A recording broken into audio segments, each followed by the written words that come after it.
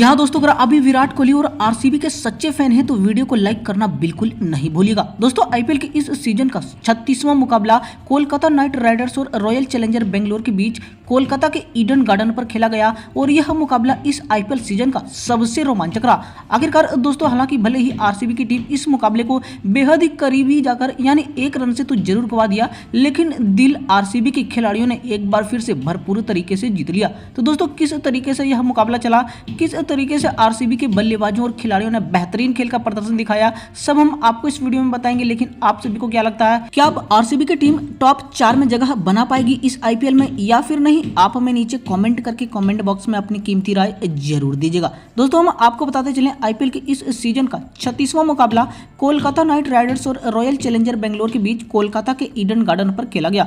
दोस्तों, इस मुकाबले में रॉयल चैलेंजर बेंगलोर के कप्तान फाफ डु प्लेसिस ने टॉस जीता और पहले गेंदबाजी करने का फैसला किया। हालांकि यह फैसला उनका हद तक सही साबित नहीं हुआ, क्योंकि कोलकाता नाइट राइडर्स के खूंखार बल्लेबाज जब ओपनिंग करने के लिए आए तो लग रहा था कि कोलकाता का शुरुआत बेधड़क होगा। हालांकि शुरुआत तो ठीक ठाक रही, लेकिन आज विस्फोटक बल्लेबाज सुनील नारायण ज्यादा रन बनाने में नाकाम रहे। हालांकि दोस्तों, यश दयाल की शानदार आज गेंदबाजी रही और उन्होंने इंजर्ड सुनील नारायण को आज जल्दी ही कर दिया। नारायण यॉर्कर गेंद को अच्छी तरीके से भाप नहीं पाए और सीधे जाके उनके टखने पर लगी और इसी के साथ ही सुनील नारायण आज बुरी तरीके से जख्मी भी कुछ देर के लिए हो गए थे। लेकिन दोबारा जब बल्लेबाजी करने के लिए मैदान पर लौटे तो वो ज्यादा रन नहीं बना पाए। दोस्तों, नारायण ने 15 गेंदों का सामना करते हुए 10 रनों की ठीक ठाक पारी खेली, लेकिन वो आज उस तरीके से बल्लेबाजी नहीं कर पा रहे थे जिस तरीके से कोलकाता नाइट राइडर्स को इस सीजन वो ताबड़तोड़ अंदाज में बल्लेबाजी करके दे रहे थे। हालांकि दोस्तों, नारायण 10 रन बनाकर जल्दी पेवेलियन लौट गए,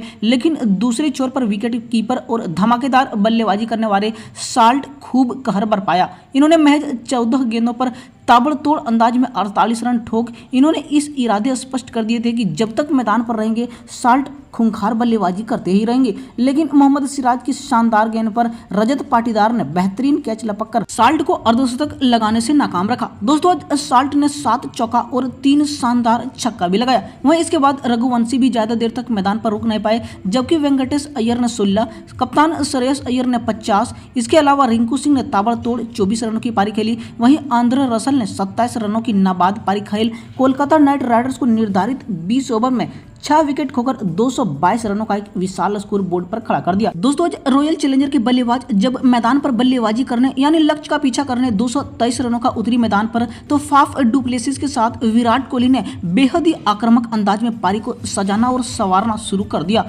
आज विराट कोहली कुछ ज्यादा ही आक्रामक मूड में लग रहे थे और उन्होंने आते ही 2 जबरदस्त अंदाज में छक्का जड़ दिया। दोस्तों, आज विराट कोहली दुर्भाग्यपूर्ण तरीके से आउट नहीं होते तो नतीजा कुछ और हो सकता था, लेकिन विराट कोहली हर्षित राणा की एक बिल्कुल फुल टॉस गेंद पर अपने आप को कमिट कर बैठे और गेंद बैट का बाहरी किनारा लेते हुए गेंदबाज हर्षल पटेल के ही हाथों में चली गई और विराट कोहली आज बेहद ही दुर्भाग्यपूर्ण तरीके से आउट हो गए। हालांकि विराट कोहली बचने के लिए रिव्यू भी लिया था, लेकिन गेंद उनके कमर के आसपास थी, जिस पर एम्पायर का फैसला सही साबित हो गया और विराट कोहली दुर्भाग्यपूर्ण तरीके से महज 18 रन बनाकर वापस पवेलियन लौट गए। हालांकि इन्होंने 7 गेंदों पर 1 चौका और 2 शानदार छक्का जड़ दिया था। वहीं दोस्तों, इसके बाद कप्तान फाफ डु प्लेसिस 7, जबकि विल जैक्स ने अपने ही अंदाज में आज पारी खेली और इन्होंने महज 32 गेंदों पर 55 रन ठोक दिए, जिसमें 4 चौके और 5 गगनचुंबी छक्का भी लगाया। इसके अलावा रजत पाटीदार ने भी महज 23 गेंदों का सामना कर 52 रनों की धुआंधार पारी खेली और इन्होंने तो अपने बल्ले से 3 चौके